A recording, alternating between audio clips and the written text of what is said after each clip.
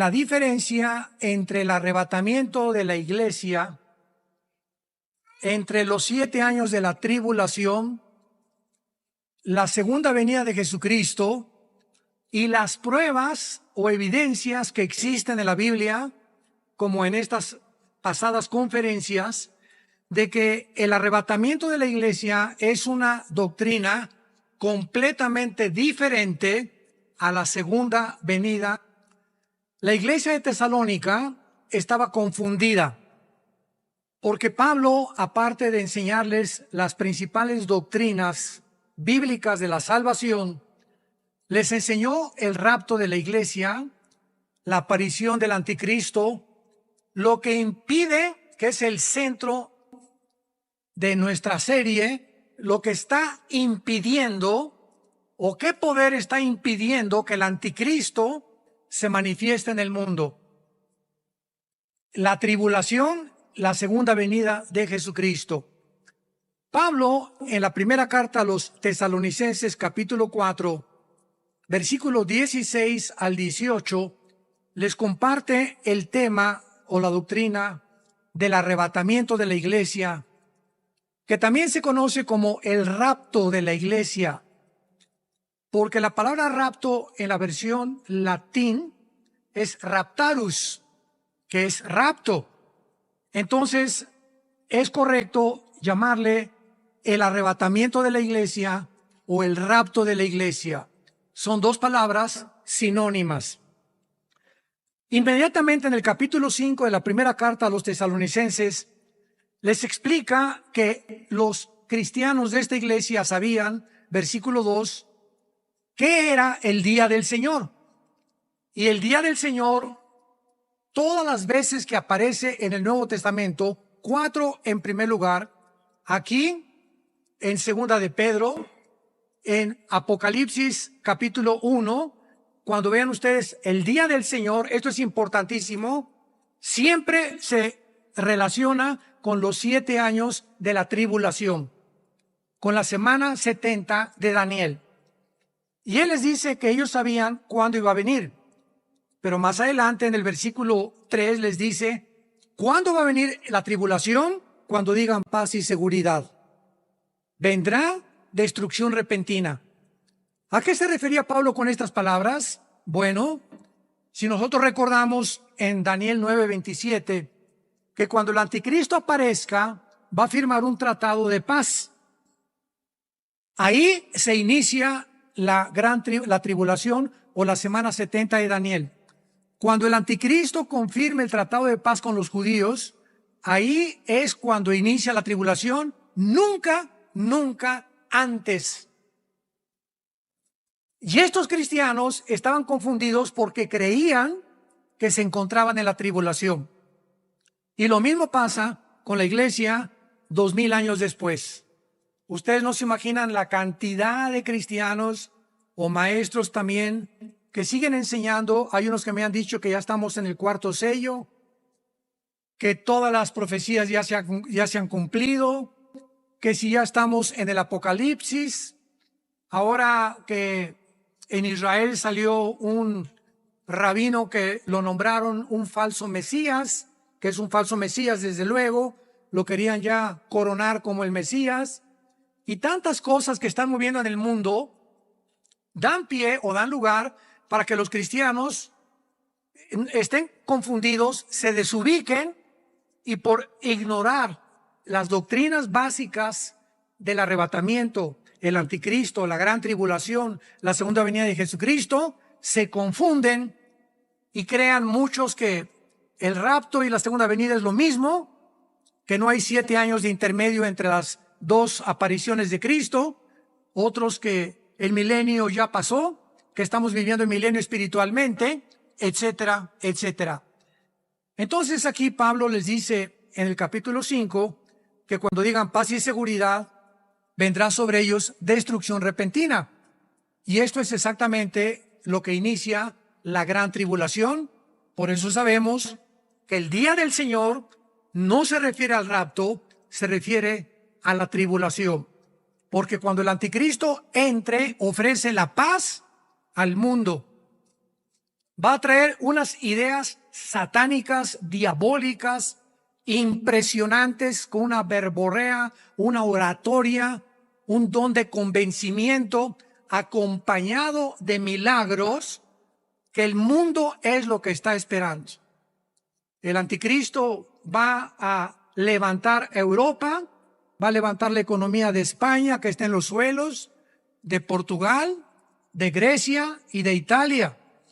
Va a volver a unificar a Europa, va a unir a Europa con el Medio Oriente, con los musulmanes de las naciones del norte de África, y va a volver otra vez a permitirles a los judíos que reconstruyan su tercer templo.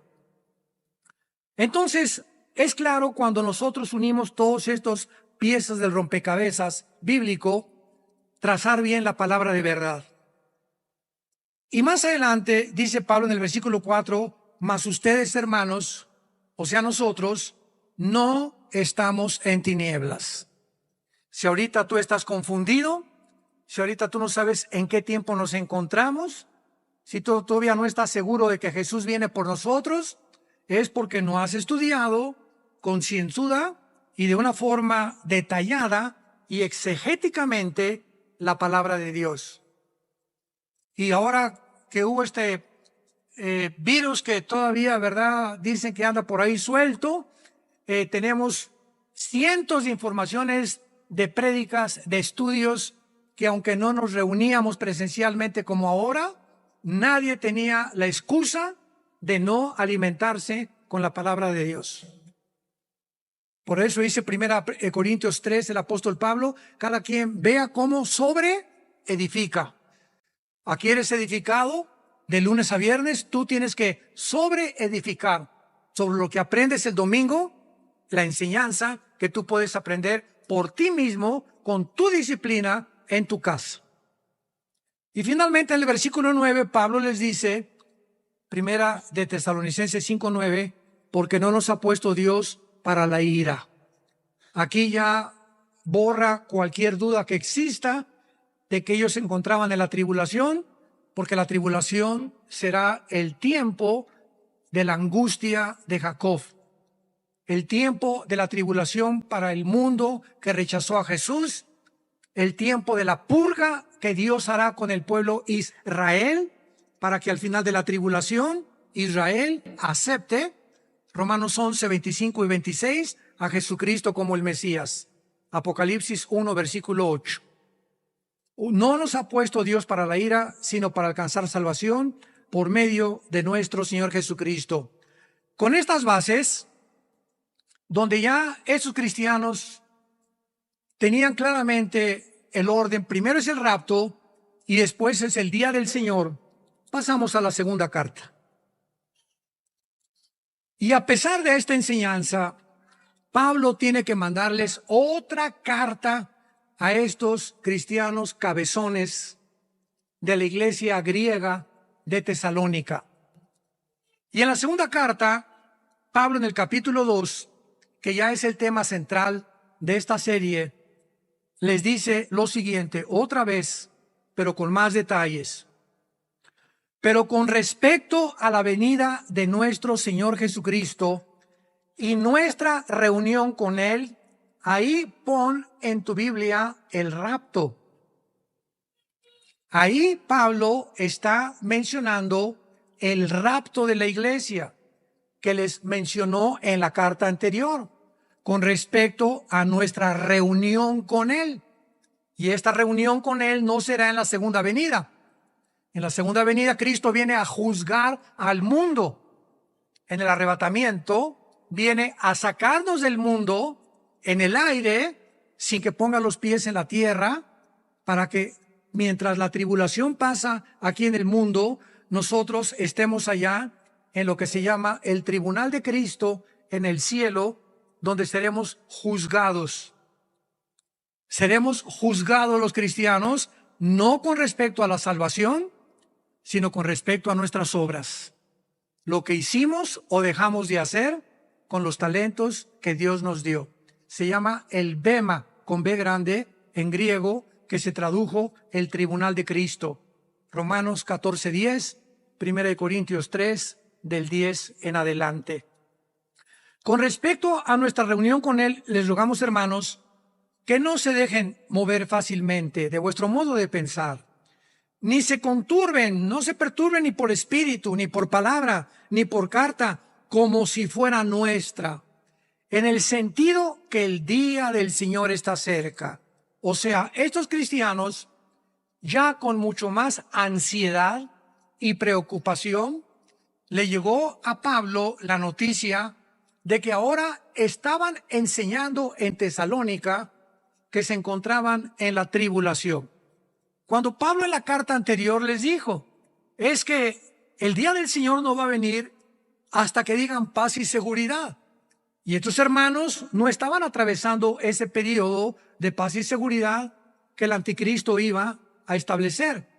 Entonces Pablo, ¿verdad?, con toda la paciencia del mundo, nos revela los 2 secretos más grandes para demostrarnos que el arrebatamiento de la iglesia es antes de que el anticristo se manifieste. ¿Qué les quiero decir? Nosotros, los cristianos, no vamos a conocer al anticristo, como lo vamos a ver a continuación. Vamos a salir antes, y se los digo de corazón, ni ganas tenía. No estamos esperando la iglesia al anticristo, no estamos esperando la tribulación. Esto no nos conforta ni nos alienta de ninguna manera. Estamos esperando la bienaventurada manifestación y la gloriosa aparición de Jesucristo por nosotros. Que el novio venga tal vez ahorita acabando ese servicio, o hoy en la noche, o mañana, o en una semana, pero estamos esperando irnos pronto de este mundo cruel. Lo que les puedo decir es lo siguiente. El mundo ha entrado desde hace 1 año y medio. El mundo ha entrado a una posición donde nunca en la historia, escuchen esto, ni en la época de Mao, ni de Stalin, ni de los nazis, ni de los fascistas de Mussolini, ni el comunismo, en ninguna época de la historia, jamás el mundo había entrado a tanta maldad. La maldad que hay ahorita en el mundo no hay palabras para describir, que están tomando a los niños recién nacidos y a los niños de menos de 3 años, sacándoles la sangre para modificar la cara o darle la juventud a cantidad de artistas. Y lo pueden encontrar ustedes en el internet. Hay actores como Jim Caviezel. Ustedes vieron la película La Pasión de Cristo, con Mel Gibson, el productor. Él es el que hace de Cristo, Jim Caviezel. Él es el que hace de Cristo en la cruz, que se ve por primera vez cómo lo despedazan en la cruz. Él hizo un video para demandar y denunciar al mundo, porque él es cristiano. Se convirtió en la película a Cristo, denunciando de qué forma en Hollywood están usando la sangre de los niños para poder mezclarla y hacer pócimas, para poder encontrar el elixir de la juventud. Y esto no es nada comparable a todo lo que actualmente se está extendiendo por el globo terráqueo. Hay una maldad en el mundo tal como la Biblia, y lo vamos a ver, que es una característica que tiene que existir antes de que el anticristo aparezca, que se llama la apostasía. El apartamiento de la fe, el divorcio de la verdad, el salirse del camino y comenzar a creer que en el mundo tiene las respuestas para mejorar todo. Quiero decirles algo, el mundo ahorita, como estamos viéndolo, no va a mejorar. No hay tal cosa como se predicó muchos años, viene un avivamiento. Argentina para Cristo, México para Cristo. Cuando oigan ustedes estas barbaridades, que por favor les dices en dónde está en la Biblia, porque de acuerdo a mi Biblia, no sé si tengas tú una diferente, los últimos tiempos están caracterizados, 1 Timoteo 4:1, 1 Timoteo capítulo 4, 2 de Timoteo capítulo 4, 2 de Pedro capítulo 2, etcétera, etcétera, toda la carta de Judas antes del Apocalipsis. Las características del mundo antes de que venga por nosotros Jesucristo serán de apostasía, donde la mitad de las iglesias que se dicen cristianas y la mitad de aquellos hombres y mujeres que se decían cristianos se van a quedar en el arrebatamiento de la iglesia. Las iglesias están llenas de personas no regeneradas por el Espíritu Santo. Son cristianos profesantes de la boca para afuera. Sus vidas nunca han sido transformadas, nunca Jesús ha cambiado tu vida. Yo siempre les he dicho, hasta que tu mamá y tu papá, o hasta que tus hijos te digan, papá, es que tú no eres el mismo de lo que eras desde que comienzas a ser cristiano. Que tu papá te diga, Pepito, es que no eres diferente. No eras así antes. Los amigos que tenías ya no los tienes.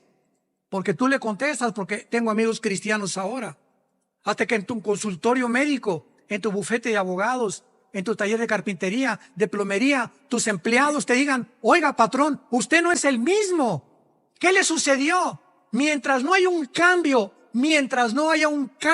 que la gente note en nuestra vida, es mentira nuestro cristianismo. Jesús vino a revolucionarnos, a cambiar totalmente de lo que éramos, a sacarnos del reino de las tinieblas y trasladarnos al reino de la luz. Y mientras la gente no note en ti un cambio radical, de borracho a sobrio, de marihuano a sobrio, de borracho, parrandero y jugador a persona que amas a tu esposa, que eres fiel a tu esposa, que trabajas ahora, que ganas a Cristo, que hablas a Cristo, que no te da vergüenza ni con la familia, ni con los primos, ni con los amigos, ni en tu trabajo, ni en ningún lado decir soy cristiano y voy a hablar de la cruz, hasta que tú no des testimonio y no tengas estas convicciones arraigadas profundamente, apasionado por la verdad. Tu cristianismo es una burla, es una payasada. Serás un religioso, tal vez una religiosa, pero tu vida no ha sido cambiada. Y es hora, porque la voz del novio se oye en la puerta y los cascos del Apocalipsis se oyen en el cielo. Nos vamos en cualquier minuto ya. El mundo va a empeorar. Escúchame lo que te digo. El mundo va a empeorar. Las cosas no van a mejorar. Aquí está la palabra de Dios. Y antes de que empeoren, nos vamos. Bye. Nos vamos. Jesús viene por nosotros. Esa es nuestra esperanza. Esto es lo que nos alienta. Esto es lo que nos motiva para apasionarnos. Y antes de que el Titanic se hunda en el mar, saber qué es lo que nos está esperando. El barco se está hundiendo. El mundo ha llegado a la orilla del precipicio. Nos encontramos en el precipicio. El mundo va a empeorar como ustedes no se imaginan. Las cosas que vamos a ver. Y antes de que las cosas todavía se pongan color de hormiga, Cristo nos saca de este basurero en el cual el mundo se está convirtiendo. Ahora, muy bien. Entonces, estos falsos reportes hacen que Pablo les mande la segunda carta y entonces les dice en el versículo 3, segunda carta a los Tesalonicenses, capítulo 2, versículo 3. Mucha atención. Nadie los engañe en ninguna manera, porque no vendrá. ¿Qué cosa no vendrá? El día del Señor. La tribulación no vendrá. Los 7 años no vendrán. La semana 70 de Daniel no vendrá. Los 7 años de la gran tribulación, sin que antes sucedan 2 cosas. 1, la apostasía. Y 2, y se manifieste el hombre de pecado, el hijo de perdición. Aquí vemos claramente pues las dos claves importantes, porque ambas cosas es imprescindible que tengan que suceder. Número uno, veamos que la apostasía tiene que venir antes. Y desde luego, lógicamente, tenemos que ver claramente qué es la apostasía. Es la palabra griega apistemi, como suena, A-P-H, pistemi, apistemi, que significa literalmente alejarse, separarse o divorciarse de la verdad o de la fe bíblica. Y vamos a ver varios pasajes rápidamente acerca de cómo los apóstoles hablaron de esta apostasía que tenía que venir. Primera de Timoteo 4, versículo 1. Primera de Timoteo 4, 1. Pero el Espíritu dice claramente que cuando. Así es como sabemos en qué tiempo colocar la Biblia y saber en qué tiempo nos encontramos. El Espíritu dice claramente que en los postreros tiempos, que en el griego es histeros, que son los últimos tiempos de la iglesia, el Espíritu dice claramente, sin ningún lugar a dudas, que algunos apostatarán, se separarán, se divorciarán, no regresarán, negarán a Cristo, etcétera, etcétera. ¿Por qué? Porque escucharon a espíritus engañadores y a doctrinas de demonios. Yo cuando me preguntaba, ¿podemos escuchar las voces de los demonios? Claro que no. ¿A quién usa el diablo? ¿A quién usan los demonios? Para sugerirnos ideas de pecado. Oye, Lupita, ¿a poco tú todavía no tienes relaciones sexuales con tu novio? No, ay, eres una monja, una religiosa, eres una santa, Virgen de la Caridad, te vamos a llamar ahora, discípula de la Madre Teresa.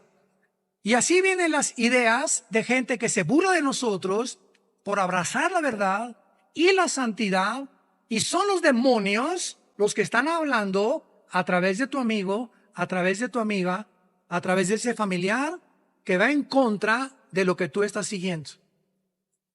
Y cuando tus convicciones internas no estás fuerte, blindada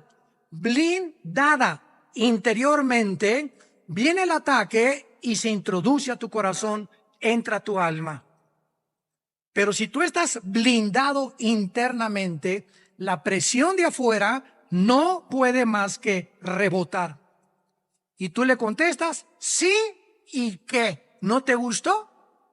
¿Me vas a ver en 2 o 3 años, Conchita? Cuando te vea con tu pancita por haberte comido la torta antes de tiempo, y vas a ver tú sí, con tu marihuana y con tus drogas y con tus robos y con tus fraudes, nos vamos a ver al final. El que ríe al último ríe mejor. Ahorita búrlate lo que quieras, piensa lo que quieras, que soy esto, que soy aquello, pero yo sé en quién he creído.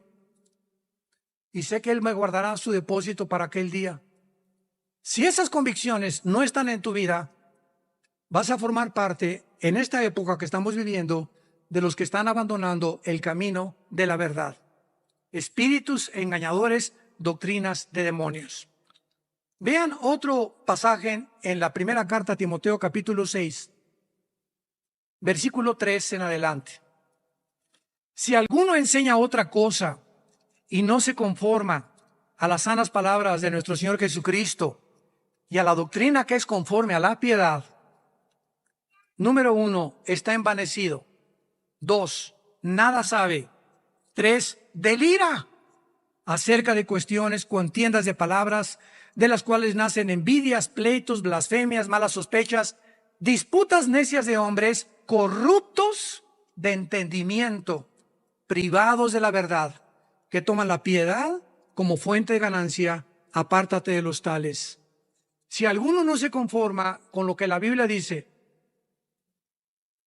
y escuchas la opinión de lo que dice tal televisora, tal radio estación de radio, tal disque sexóloga o sexólogo, o tal doctor en ciencias políticas, o tal artista de cine, o tal comentario, que hablan tantas barbaridades y no hay palabras para describir todas las cosas que estamos oyendo todos los días, porque ellos no se conforman, son palabras y personas que deliran.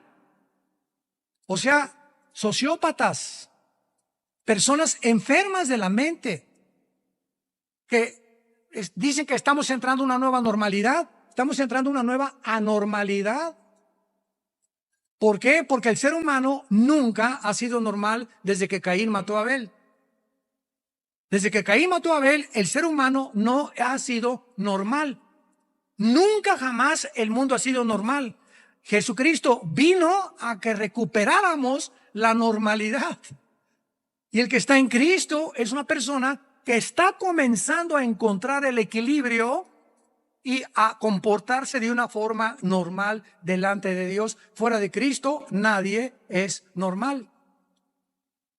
Y los que clasifican como paranoicos, esquizofrénicos, sociópatas, esquizofrénicos, psicóticos, la psicología, tal vez los mismos que los califican de esta manera, están más locos que los que son realmente. Porque así es el mundo. Como llegó la Asociación de Psiquiatría en Los Ángeles algunos años a concluir, es que ya no sabemos qué palabra usar, porque ya no sabemos quién está loco. Y las personas que están locas, que realmente están locas, son las que aparecen más normales. Como asesinos seriales que tienen 15 años matando muchachas o violando muchachas, o el abuelo que violó a la nieta o a la hija, y han pasado 10 años, y don Juan es tranquilo y dar dulces a los niños, y se disfraza de Santa Claus, y es un pederasta desde hace 15 años. Y si tú le dices, oiga, don Juan es un pederasta, no, es un viejito amable, bueno, etcétera, etcétera. Caras vemos, corazones no sabemos. Hay tantas cosas escondidas en el corazón humano que solo Dios conoce. Y solo Dios sabe quién ha entrado a la nueva normalidad. Segunda de Timoteo, capítulo 4. Te encarezco, capítulo 4, segunda de Timoteo, te encarezco delante de Dios y del Señor Jesucristo, que juzgará a los vivos y a los muertos en su manifestación y en su reino, que prediques la palabra. Insta a tiempo y fuera de tiempo, redarguye, reprende, exhorta con toda profecía y doctrina. ¿Por qué? ¿Por qué, Pablo? Le contesta a Timoteo tal vez. Y Pablo le dice, ¿por qué? ¿Sabes por qué? Porque viene tiempo. Vendrá tiempo cuando no sufrirán la sana doctrina, sino que teniendo comezón de oír, se amontonarán maestros conforme a sus propias concupiscencias y apartarán, aquí está la apostasía, se saldrán de la verdad y se volverán a los mitos o a las fábulas. Timoteo, por eso es tan importante que este libro no lo dejemos de enseñar, de predicar, de exhortar con sana doctrina.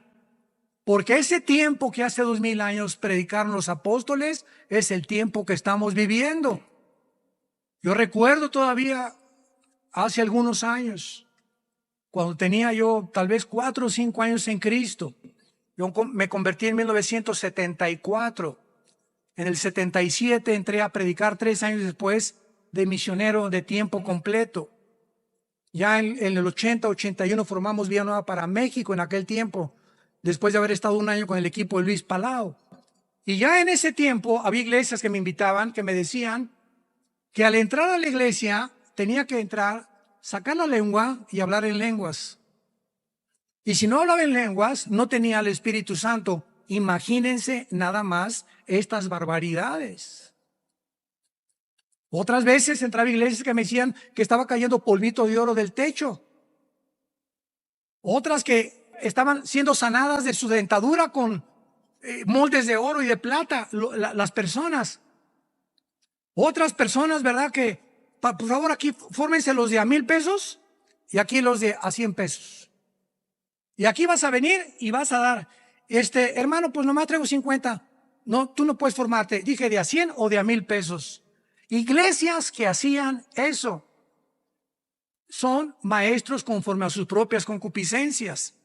Otras iglesias que a la salida vendían pañuelos ungidos del pastor, que porque el sudor del pastor sanaba. Virgen de todos los remedios. Y la gente lo creía. Se los digo, el Espíritu Santo sabe en este momento que le estoy diciendo lo que yo viví. O me llegaban sobres a mi casa con una huella así por afuera de un pastor famoso en Estados Unidos que sanaba, que era su huella digital ungida con aceite, y que si yo le mandaba $100 mensuales, iba él a orar para que se fueran las maldiciones de mi casa. Me estaban vendiendo un seguro. Y yo le decía a mi esposa en aquel tiempo, ¿habrá cristianos que crean esta basura? No se imaginan los millones de cristianos, entre comillas, que creían todas estas barbaridades. O iglesias donde entrabas y recibe. Pau. ¿Y para qué los cachan si es el Espíritu Santo el que los tumba? Si el Espíritu Santo te tumba, no va a hacer que te descalabres. Y si no te caes al suelo, es porque no recibiste el touch del pastor y del Espíritu Santo. U otro que se quitaba el saco y ¡rum! Cállense, y ¡rum! Para el lado izquierdo. Y se llenaban los estadios de estas cosas y los cristianos lo creían. Ahora, todas estas manifestaciones impresionantes, antibíblicas, herejes, han ido disminuyendo. Porque han ido comenzando a descubrir que no se puede vivir de las emociones ni de falsas experiencias místicas para realmente creer que somos espirituales. Y ya se predica más la palabra de verdad y más la sana doctrina. Yo tengo un programa de televisión en una cadena muy famosa, Enlace, y tengo entrevistas los miércoles, muchas veces que me invitan. Y estoy solo y me ponen 3, 4 pastores la mayor parte del tiempo para poder debatir y poder enseñar qué piensa de esto, qué piensa del otro. Y les digo lo que dice la palabra de Dios. Y muchos hermanos, gracias a Dios, ¿verdad?, piensan igual que nosotros con la sana doctrina. Pero hay de todo en la viña del Señor. Hay de tutti frutti, hay de mandarina, hay de sandía y hay de melón. Y de coco también. Entonces, lo que se llama la iglesia es una mezcla de cizaña con trigo. Estamos infiltrados. Y estos falsos maestros, con tantas barbaridades que enseñaron, la mayor parte de ellos han caído actualmente. O cayeron por abuso de confianza, o por fraudes monetarios, o por adulterio, o por fornicación. Pero Dios manda el hacha a la raíz del árbol cuando el árbol no da fruto. Así fue introducido Juan el Bautista. Ya el hacha está puesta en los árboles, Mateo 3, y el árbol que no dé fruto será cortado. ¿Cuántos años tienes tú en Cristo? ¿Y cuál es tu fruto, hermano y hermana en Jesucristo? ¿Cuál es tu fruto? ¿Hay más santidad en tu vida? ¿Hay más discernimiento? Puedes saber, yo me acuerdo en aquel tiempo que algo me decía mi espíritu, es que esto no puede ser de Dios, ¿cómo que orito que cae del cielo? A ver, pongan el orito, miren, mira aquí está el orito. Este pañuelo ungido, llévenselo a su cara. O te lo vendían por correo de los pañuelos ungidos y lo ponías así junto a la almohada. Y si dormías y roncabas, se te quitaba la ronquera. O el dolor de cabeza, o la migraña. Y los cristianos, entre comillas, lo creían. Este es el tiempo que vivimos y que seguimos viviendo todavía. Entonces, esta apostasía es la que Pablo les escribe a los tesalonicenses. Pero regresamos a la segunda carta y veamos la segunda evidencia que tiene que manifestarse antes de que el anticristo venga. Esta apostasía es de largo alcance y ha sido de largo plazo. A principios de la década de los 40, el siglo pasado, podemos decir que comenzó realmente la decadencia de la iglesia. Estamos hablando de 60, casi hace 80 años más o menos. En Estados Unidos, la Universidad de Harvard, Princeton y Yale, las tres universidades más prestigiadas de Estados Unidos, fueron formadas para formar pastores. Fueron formadas por cristianos para formar líderes cristianos. Y son los tres bastiones actualmente de más apostasía que existe, porque ahorita en Estados Unidos, para que tú encuentres una universidad que se llama Universidad Cristiana, de cristianos es lo último que tienen. Se han convertido en fábricas de hacer dinero. Lo único que les interesa es, y las colegiaturas de las universidades cristianas en Estados Unidos son las más altas de cualquier universidad. Qué tristeza, ¿verdad? Bueno, pues entonces en los 40 mandaron rápidamente a Francia y a Alemania a muchos pastores.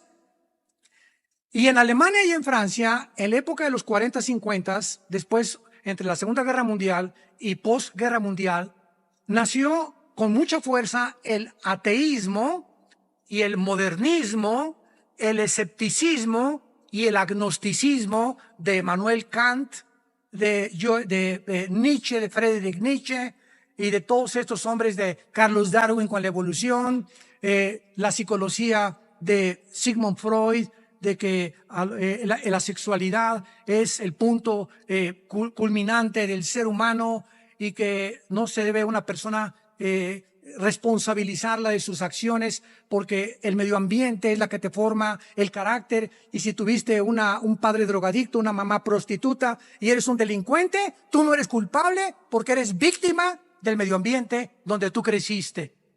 Todas estas barbaridades que victimizan a los seres humanos. Entonces regresaron estos pastores de Europa e introdujeron dentro de la teología cristiana dudas de que este libro era la palabra de Dios. Los comenzaron a hacer dudar de la Biblia. Y entonces las universidades cristianas en Estados Unidos comenzaron a deteriorarse más y más y más y más hasta el punto que llegamos. Pero en los 70s y en los 80s del siglo pasado es cuando más fuerza entró a las iglesias lo que se conoce como las experiencias místicas, de caerte al suelo, pañones ungidos. Otras iglesias te daban una bolsa de plástico para que vomitaras porque te iban a salir los demonios, etcétera, etcétera. Bueno, tantas barbaridades. Y esta apostasía ahorita ha entrado a la iglesia en todas las iglesias del mundo, y la mayor parte de ellas se están alejando de la verdad. Y ahora lo único que interesa es dar shows o espectáculos, y la palabra de Dios pasa a segundo y a tercer lugar. Y sin que nos demos cuenta, comienzas a alejarte, las iglesias comienzan a abandonar la verdad. Y mientras una iglesia no le dé prioridad a esto, le dan 45 minutos de alabanza y media hora de la prédica de la palabra de Dios. ¿Es esto la voluntad de Dios? La alabanza tiene que ser buena, 15, 20 minutos, media hora, y por lo menos media hora, 45 minutos de la palabra de Dios. Pero cuando comenzamos a abusar y pasa a segundo lugar la Biblia, esa iglesia ha comenzado a apostatar. Y sus líderes, Dios los hará responsable tarde o temprano.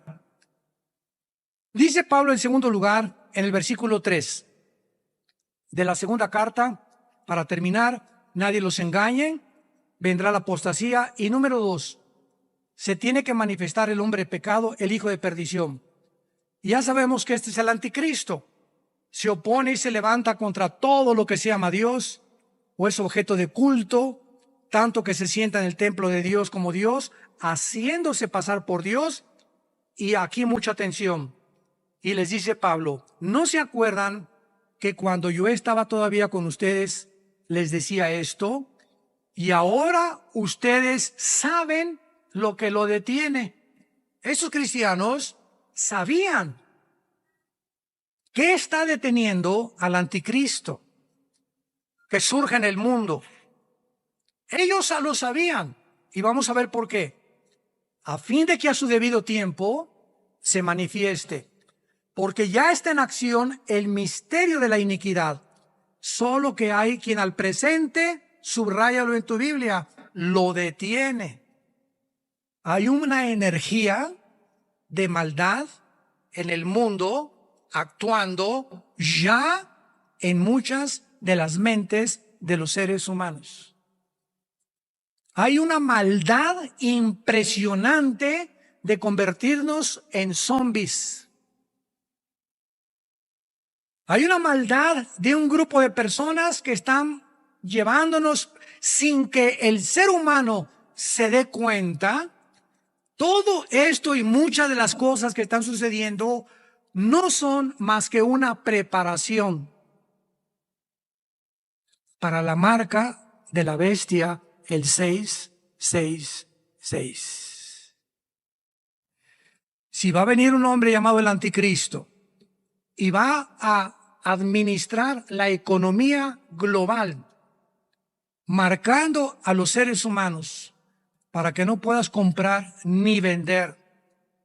Ahorita lo que el mundo está atravesando es simplemente una preparación. Porque si esto es verdad, no va a surgir de la noche a la mañana.